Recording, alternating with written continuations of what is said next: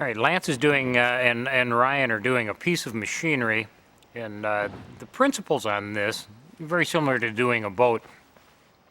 We'll work on all types of machinery. We'll also work on pallets, where we're going to throw the film over after the product has been padded. Common sense and a little bit of logic help here, where you see sharp objects and you pad them first before you throw the shrink wrap over. And what we've done on this particular instance is throw a bit of padding over the tower on the forklift, just where there may be a sharp edge. The film is on the unit now, and Ryan is cutting it just to make sure that we want to again be close to the floor all the way around. And then when we're doing machinery like this, we'll put the material on first and then put the band on afterwards. Then we'll flip it up and make a heat weld. Again, center slit material unfolds easily. And again, you also want to keep the material clean, so we're using the film dispenser. On a piece of machinery like this, we're going to have a fairly large bunch of pleats in it, but there will be one on each corner, and we'll fold them very similar to wrapping a Christmas gift.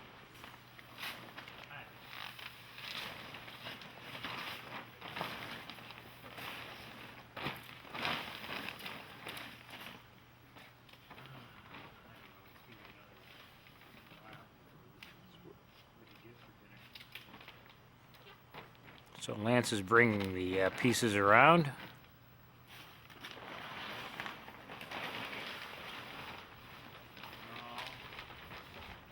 And you see we'll have just a little bit of extra to cut off.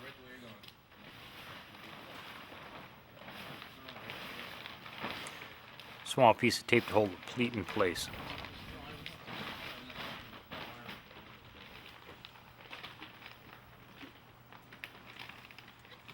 This is a virgin resin material, number 4 low density polyethylene, premium product. And again, the film goes, the width of it, anywhere between 12 and 40 feet. So it can do extremely large machinery using one piece of material. That way you have no seams.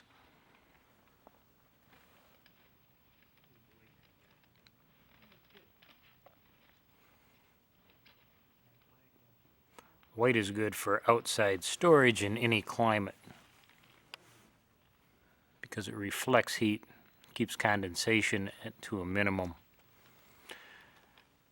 Ryan is trimming down now. We're just trimming off the initial pieces to the bottom of the unit, just so that the film will lie basically where it's going to be when we put our perimeter band on. Once the material is trimmed to the floor level, we can put our perimeter band on. And then when doing machines and pallets and so on, it's easier to put the film on first, especially if you're indoors where the wind's not blowing. Put the material on and then put the perimeter band over the material.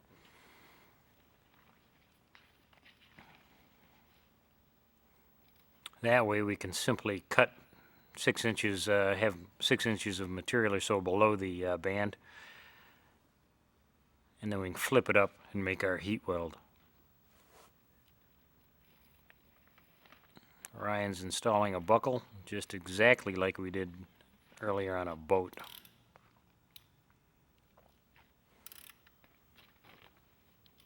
And again, the perimeter band is the only thing holding the cover on, so it has to be extremely tight. So we're using a tensioning tool.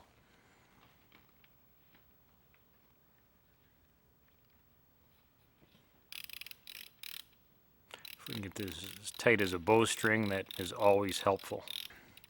See, Ryan is using the tensioning tool, and when you put the strapping in, there's a capstan that goes around, and it has 4 slots in it. It makes no difference which slots you go into. We just want to make sure that the band gets extremely tight. And again, cut off the ends on the strapping just to neaten it up. There are enough layers of material on this particular type of unit that we don't have to tape over the buckle.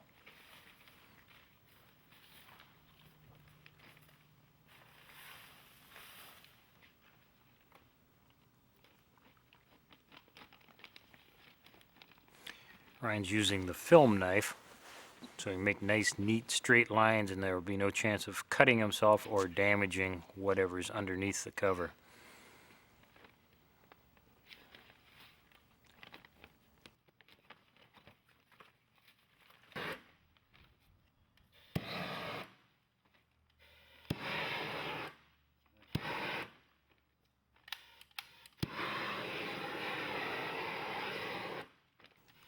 Lance is sealing around the perimeter band.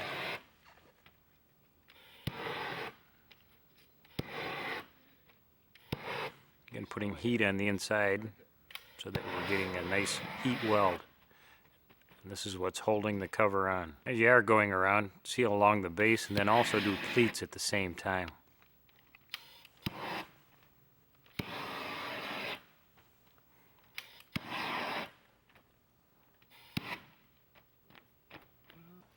You can see Lance doing the pleats, inserting heat in between the layers, starting always at the bottom and then working towards the top. Let the heat work for you.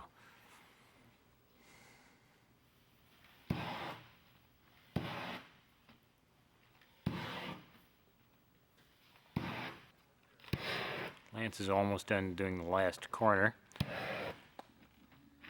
Then the entire unit can be shrunk.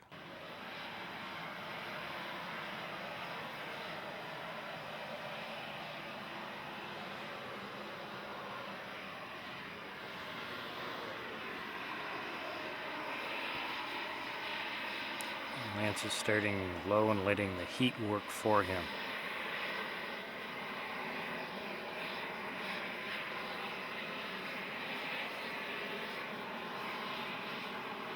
And you can see how it tightens up very quickly. Again, using the heat tool is very similar to spray painting with heat, where you have strokes back and forth. Here's a completed piece of equipment. Again, almost any size piece of equipment can be done. 40 foot wide is our widest shrink wrap, but pieces can be heat welded together to do larger objects.